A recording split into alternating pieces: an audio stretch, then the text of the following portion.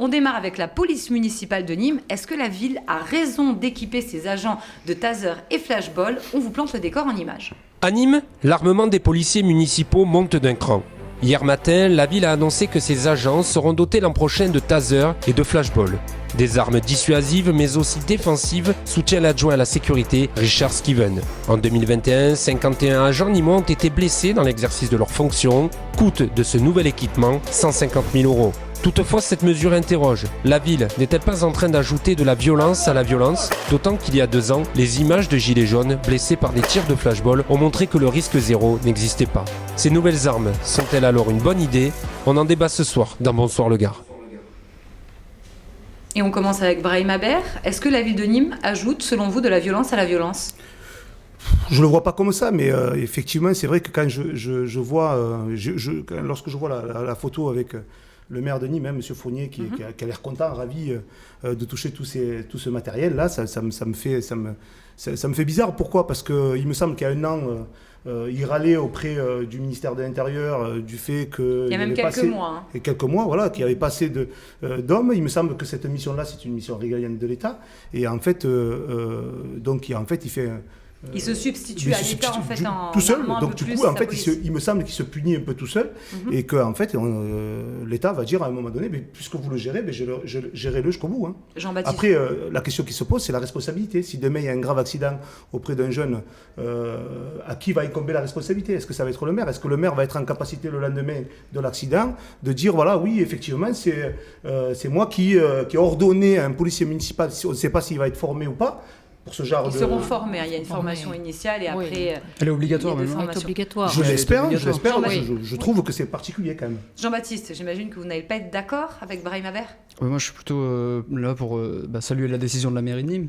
Je trouve qu'elle va dans le bon sens et puis là où j'ai un petit peu de mal avec la présentation qui est faite des faits, c'est qu'on n'ajoute pas de la violence à la violence. Si on arme les policiers, si on les équipe de flashball et de teasers, c'est uniquement pour permettre aux policiers de se défendre.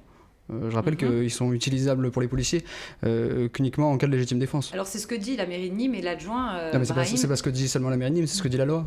Oui, non mais la mairie justifie ce nouvel équipement parce qu'en 2020, il y a eu 51 agressions, enfin 51 incidents dans le cadre de l'exercice de leur fonction. La question qu'on peut se poser, est-ce que vous pensez, moi je regarde sur les 5 dernières années, est-ce que le taux de délinquance a beaucoup baissé depuis? C'est la question qu'on pourrait se poser. Jean-Baptiste. Je ne suis pas de Nîmes, moi, mais... Mais non, mais toutes les polices municipales, justement, ne sont pas équipées comme celles de Nîmes. Donc, ils prennent leur problème à l'envers. Ils prennent le problème à l'envers, il me semble. Mais non, il me semble qu'ils ont droit à des pistolets automatiques, au départ. Pardon? Ils ont droit à des pistolets automatiques. Ils ont des pistolets automatiques. Donc, à mon avis, la police municipale aurait dû commencer par ça, avoir ses tasers, ses flashballs, et après, à la limite, avoir les 9 mm. Les 9 mm, c'est quand même, c'est pas rien. C'est quand même un sujet, quand même. Donc, c'est-à-dire qu'on surenchérit en fait tous ces policiers. Non, donc ça devient des Robocop de la police de la ville. Allez-y, Madame Bourré, vous qui êtes maire. Oui, je pense ce qui est important, c'est qu'il y a un dialogue avec les agents municipaux qui souvent demandent aussi d'être équipés de ce genre de matériel. Ce matériel peut être utilisé par certains agents qui certains vont être formés à l'arme automatique, certains vont être plus formés aussi au taser. Il peut y avoir un complément en fait selon les équipes municipales. Donc je pense que chaque commune doit s'adapter en fait. Un petit village n'aura pas les mêmes besoins qu'une grande ville comme la ville de Nîmes. Et une ville comme Villeneuve, il y a quoi comme armement pour vos policiers municipaux? Effectivement, c'est un choix qui a été fait il y a plusieurs années et qui avait eu effectivement de nombreux débats, même au sein de l'équipe. C'était une demande qui a été régulièrement répétée par nos agents de police municipale. On a décidé effectivement, il y a je crois plus d'une dizaine d'années de les équiper. Mais je reviens sur ce que j'ai entendu. Il y a une formation obligatoire pour tout type d'armement. Et qui coûte de l'argent. Qui coûte de l'argent, c'est une responsabilité. Madame, 50 000 €. Après, nous avons fait le choix choix sur la commune de Villeneuve-les-Avignon en termes de nouvel équipement, plutôt de les équiper d'une caméra mobile piétonne qui a le don justement de calmer les personnes qui sont plutôt énervées. Ça peut être, vous savez, ça peut être simplement un PV, ça peut être aussi un accident de la route où les automobilistes sont énervés les uns contre les autres. La police municipale arrive, prévient, parce que c'est la loi, de prévenir qu'elle est dotée de caméras piétons, et nous avons constaté que ça calme immédiatement les personnes qui sont particulièrement énervées. Tous les agents de la police municipale, vous nous certifiez, que vous nous dites qu'ils ont tous réussi le concours d'agents de la police municipale? Vous savez que c'est le concours? Là, vous nous dites ça? Oui. Tout policier... C'est-à-dire qu'un ASVP ne peut pas... Non, un ASVP ne peut en... Non, mais c'est important, de le préciser. Bien sûr. C'est-à-dire que tout policier municipal, déjà, on n'est pas dans l'ordre de l'ASVP, tout policier municipal suit une formation. Oui. Et suit une formation spécifique pour pouvoir détenir une arme quelle qu'elle soit. C'est-à-dire qu'après, il y a différents niveaux de formation. Le policier municipal ne réussissant pas cette formation ne sera jamais doté de la moindre arme, et heureusement. Après, Brahim, et peut-être que Jean-Baptiste va abonder dans ce sens, est-ce qu'il n'y a pas une hausse de la violence à Nîmes? Mais si, les policiers municipaux se retrouvent de plus en plus, et c'est tout à fait déplorable, confrontés à des problématiques pour lesquelles ils n'ont pas fait le choix d'entrer dans la police municipale. La police municipale, elle a des missions à l'origine qui sont quand même le maintien de l'ordre sur la voie publique, des missions, les écoles, la sortie des missions un peu moins dangereuses pour leur intégrité physique. Et c'est vrai que face à l'augmentation de la violence qui va à leur rencontre, il semblait nécessaire de leur donner des moyens pour se défendre. Il peut s'entendre cet argument. Oui, mais est-ce que ça rejoint pas ce que disait Brahim tout à l'heure, à savoir, est-ce que la ville prend pas finalement le relais de l'État alors que ça reste du régalien, la sécurité? C'est une mission régalienne de l'État au lieu de rester... Celui qui faillit dans l'histoire, c'est pas la mairie, c'est l'État. Ouais. Malheureusement, la ville de Nîmes, comme la ville de Lyon, comme la ville de Marseille, se retrouvent obligés de pallier aux dépenses de l'État. Jean-Baptiste, ça c'est le chat qui se mord la queue. C'est-à-dire que si à un moment donné... c'est l'État qui se mord la queue.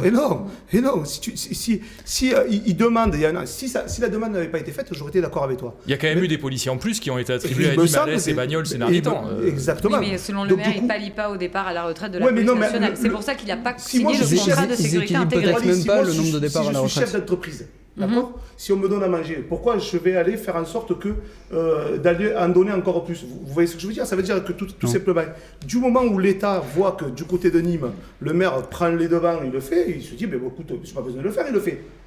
C'est ce que j'essaie de dire, donc c'est assez complexe. Après, la police municipale n'a pas le pouvoir d'enquête. Mais justement, c'est ça. Puis après, c'est pour ça que je posais la question à Madame Bory, c'est de savoir au niveau de la formation et de la compétence. C'est-à-dire que chacun doit rester à sa place à un moment donné lors de ses différentes prérogatives, c'est-à-dire de mission. Sachant que les policiers municipaux à Nîmes, ils mettent même plus les PV stationnement. Mais bientôt, il y aura la vidéo-verbalisation d'ailleurs, si vous nous regardez et si vous circulez souvent à Nîmes. Pourquoi ils ne font plus ça? C'est sous-traité à une société. Ah, plus. Mais il y aura la vidéo-verbalisation normalement en juin 2022. Ça, je ne savais pas, c'est assez complexe quand même. Oui, le privé. Complexe. Donc, est-ce qu'on va privatiser la police municipale? Bientôt, je monterai mon agence. Il y a eu ce débat, ça a été retoqué d'ailleurs. Souvent, la verbalisation est plutôt prise en charge par ce que l'on appelle justement les ASVP. Plus que les agents de police municipale. Après, moi je pense que ce qui est important aussi, c'est que la population comprenne bien la distinction entre la police nationale et la police municipale. Ça, c'est indispensable. Le commissariat a un rôle essentiel justement dans cet accueil et dans cette distinction. Je crois que tout l'enjeu aussi, c'est de conserver cette police de proximité quand on parle de la police municipale. Alors, quand on parle de police de proximité... Je vous rappelle que c'est votre ancien président qui l'a enlevé, ça encore, c'est M. Nicolas Sarkozy. La police de proximité... La police municipale est une police de proximité. Alors après, ça n'empêche pas qu'elle doit intervenir dans des situations qui sont délicates et en collaboration aussi avec la police nationale. Mais encore une fois, la police municipale comme la police nationale utilise les armes dont on parle uniquement en cas de légitime défense. Enfin, c'est pas des cow-boys, c'est pas la police qu'on voit à New York.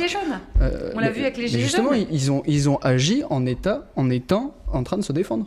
Donc quand on a quelqu'un qui se fait tirer dans la tête avec un flashball, c'est de la légitime défense. Les enquêtes n'ont pas montré le contraire pour l'instant. C'est des faits, c'est des faits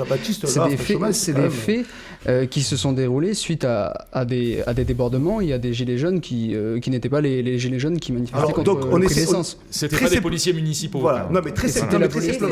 Oui, mais Madame Bory disait il faut essayer de faire le distinguo entre la police municipale et la police nationale. Oui, on parle des gilets jaunes. Oui, non mais ça c'était pour les faits, mais je reprenais sur ce que disait au départ. Bien expliquer, faire une pédagogie de savoir qu'est-ce que c'est un policier municipal et qu'est-ce que c'est un policier national. Bon, déjà, le policier national, il y a un niveau plus haut que le policier municipal.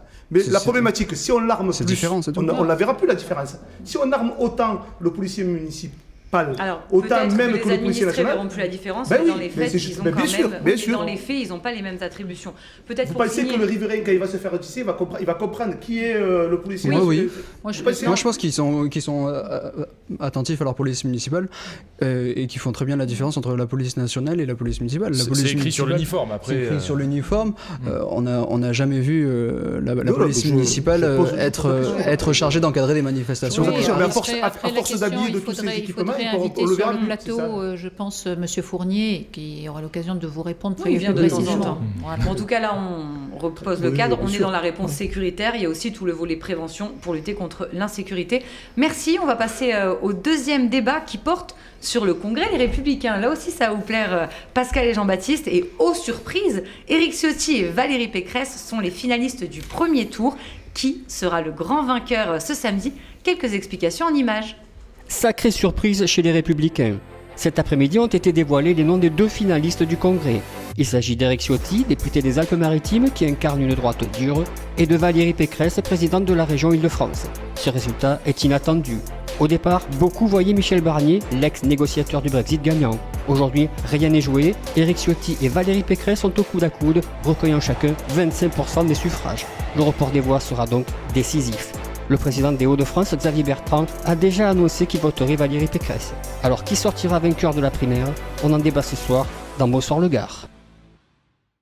Pascal Bory, on commence par vous, une fois n'est pas coutume. L'ancienne sénatrice et maire Les Républicains que vous êtes, est-ce que vous attendiez à ce résultat? Oui. C'est vrai ça? Parce que c'est facile de dire oui a posteriori. C'est facile. En effet, on a toujours bien sûr des questionnements, mais je ne suis pas du tout étonnée. Pas du tout étonné. On en discutait là, juste avant ce plateau sur déjà le nombre d'adhérents, et on sait très bien que le nombre d'adhérents sur l'Île-de-France est un des plus importants de France, et les Alpes-Maritimes aussi. Et les Alpes-Maritimes aussi. Mais je pense que les débats ont vraiment porté, et j'ai vu évoluer au fur et à mesure les avis des militants sur les candidats. Et en effet, la candidature de M. Ciotti, que personnellement je n'ai pas portée, mais en tout cas, j'ai vu l'évolution effectivement et la qualité du débat de M. Ciotti. Vous êtes plutôt M. Ciotti ou Mme Pécresse? Alors personnellement, j'ai eu l'occasion de m'exprimer. J'avais apporté pas un soutien personnel, mais ma voix portait davantage effectivement sur Mme Pécresse ou M. Barnier. D'accord. Jean-Baptiste, vous étiez plus Michel Barnier. Vous n'êtes pas un peu dégoûté? Il a perdu. Ah non, moi, j'accepte le résultat. Et de toute façon, les électeurs ont parlé, il faut le respecter. Bon, je regarde simplement, je pense qu'on le verra au cours de la présidentielle, que sa stature va manquer et sa vision pour la France, j'espère, sera le mieux représenté possible par notre candidat ou notre candidate. Comment vous expliquez? Parce qu'au début, tout le monde disait Michel Barnier, il y avait un espèce de fantasme, le maire de Nîmes. Non, mais je rejoins un petit peu les propos de Madame Bory. C'est vrai que les débats ont permis aux 2 candidats qui en réalité avaient la ligne la plus cohérente avec leur parcours et avec leurs idées d'émerger. Les plus sincères? Oui, je pense les plus sincères. Et t'es pas sincère, Michel Barnier?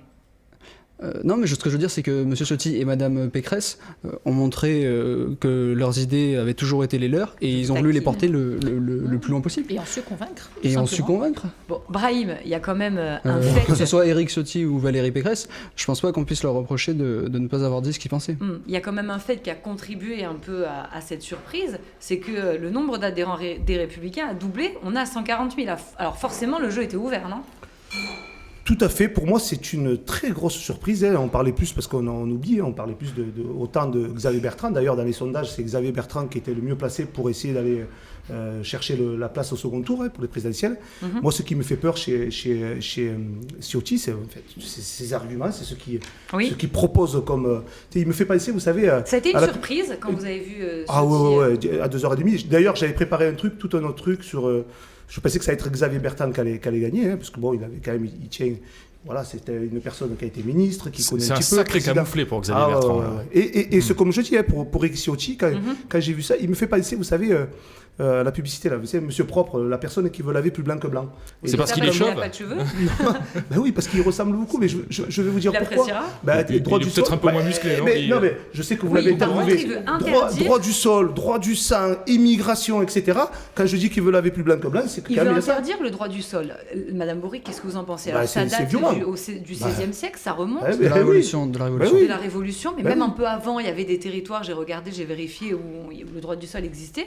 Enfin, ce que dit Brahim, Abdel aussi, parce qu'on a discuté, il a senti, à un moment donné, les électeurs de droite de votre camp vous envoient un message en vous disant aujourd'hui, il faut que ça s'arrête, il faut que l'immigration de masse soit réglée, il faut que la violence dans les quartiers soit réglée. Est-ce que vous l'entendez, ce message, vous qui êtes républicain ? Ça va très sincèrement au-delà du Parti Les Républicains. Je crois qu'aujourd'hui, ce que l'on entend dans les médias, c'est quand même symptomatique dans votre famille politique. Il y a un malaise global de la population. Et je pense que... créé par les partis en général aussi. Mais créé par les partis, on a un événement créé par effectivement les mandats, les présidents qui se sont succédés. Mais quand vous voyez qu'Éric Ciotti, au second tour, il déclare qu'il est capable de voter Éric Zemmour plutôt qu'Emmanuel Macron. Qu'est-ce que ça provoque? Vous m'avez tué sur ma question. C'est fini, c'est mort. Ma citation est... Mais Brahim, vous allez entendre les autres, je suis désolée. C'est les aléas du direct. C'est pas grave, c'est comme ça, c'est la vie. Bon, du coup, répondez à Brahim.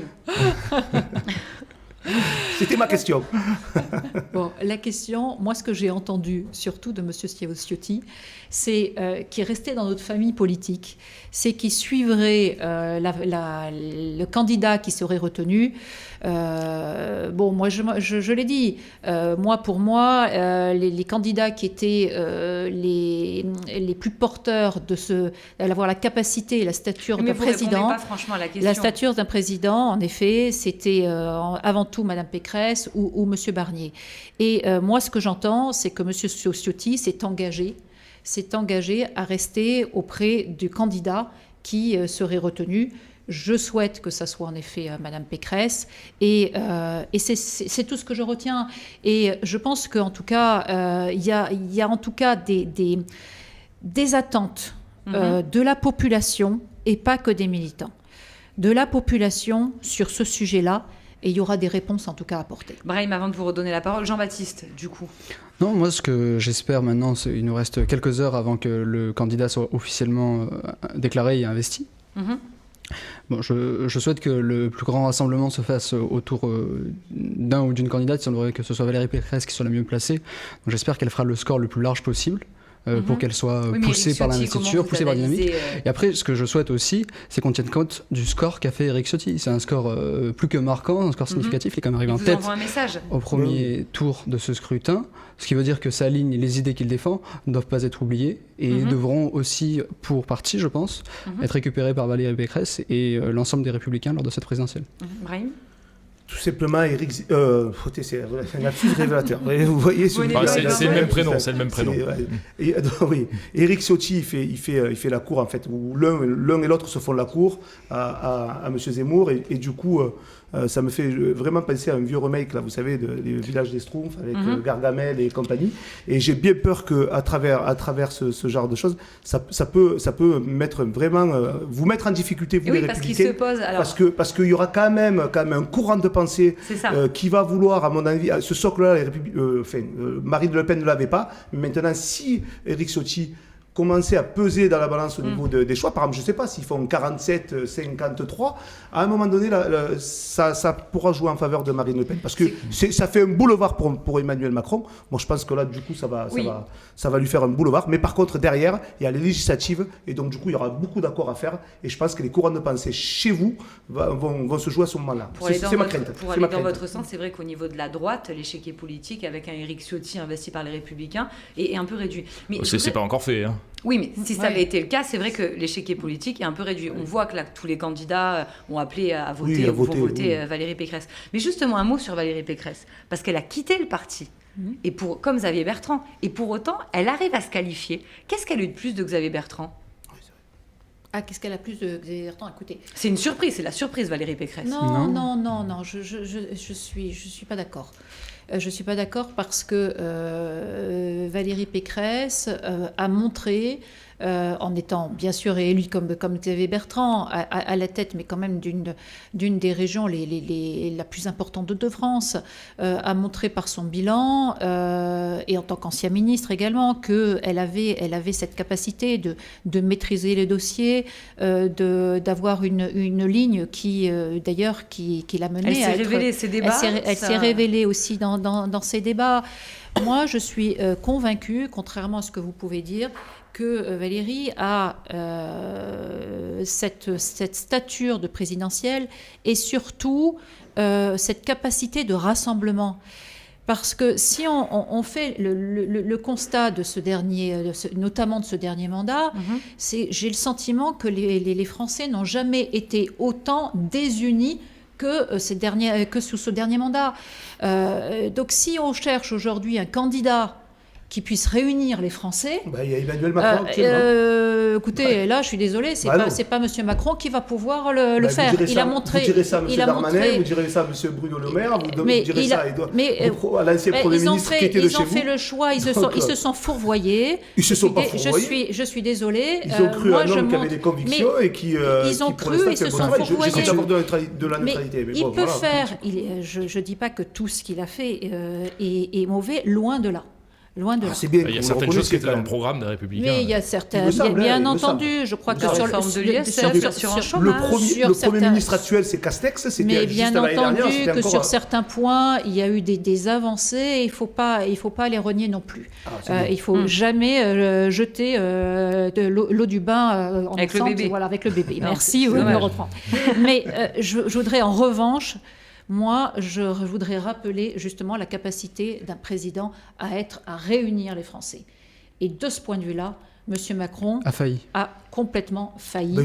Et malheureusement, je ne pense pas qu'il soit capable de le faire. On va pas réussir à vous convaincre. Non, mais je ne suis pas macroniste. Non, mais tu sais, c'est simple. Je ne suis pas explication. Est-ce qu'il a plus failli à ce niveau-là que les deux derniers présidents, même les trois derniers présidents? Merci Thierry de poser cette question. Oui, on peut émettre que la droitisation de la droite était sous Nicolas Sarkozy, parce qu'en 2007, il a gagné avec son ministère de l'immigration. On parle de la capacité d'un homme politique à se présenter devant les Français et d'en réunir le plus grand nombre. On parle, en parlant du président de la République sortant, d'un président qui a déclaré que dans une gare, il y avait des gens qui étaient tout et d'autres qui n'étaient rien. On parle d'un président de la République qui s'est présenté dans une usine en traitant les salariés de cette usine de GAD, pour ne pas la nommer, d'illettrés. Et Nicolas Sarkozy est allé au Fouquet, et puis il était aussi sur le yacht de Bolloré. Et il est allé au bas. Nicolas Sarkozy. Et il a dit qu'elle soit bof con. Il est allé au bas des quartiers pour dire qu'on va nettoyer les quartiers au Karcher. Il ne s'est jamais permis de différencier les Français par classe, par catégorie. Et les standards de François Hollande, effectivement. Catégorie intermédiaire. Donc il y en a pour tout le monde. Jean-Baptiste. On parlait d'Emmanuel Macron. Moi, je tiens à rétablir quelques faits, quelques réalités qu'il ne pourra pas nier. Une dernière petite question. On va commencer par Jean-Baptiste. Qui pensez-vous qui va gagner du coup cette primaire interne, et surtout comment vous allez faire pour l'emporter après, parce que c'est pas gagné? Moi, je suis convaincu que l'élan qui est né de cette campagne qui a été réussie, et je pense que tout le monde sera d'accord ici pour le reconnaître, l'élan qui est né va pousser notre candidat, qui je pense sera Valérie Pécresse, et quitte à ce que ce soit elle, que ce soit le plus largement possible. Vous pensez que les électeurs de Michel Barnier vont voter Pécresse jusqu'au second tour en avril prochain, j'en suis convaincu. Brahim, Madame Bourri. Moi, je suis comme jamais, je souhaiterais réellement que ce soit Valérie Pécresse qui gagne. Bien sûr, je ne peux pas être d'accord avec Éric Ciotti. On n'a pas tous les candidats déclarés. On ne sait pas quel candidat bénéficiera des 500 signatures. Donc attendons C'est vrai. d'avoir Ah, vous êtes déjà d'accord, c'est tous vrai, les c'est candidats. vrai. Attendons d'avoir tous les candidats C'est vrai, déclarés. Et là, le débat pourra vraiment avoir lieu. Vous avez raison, c'est vrai. Merci beaucoup.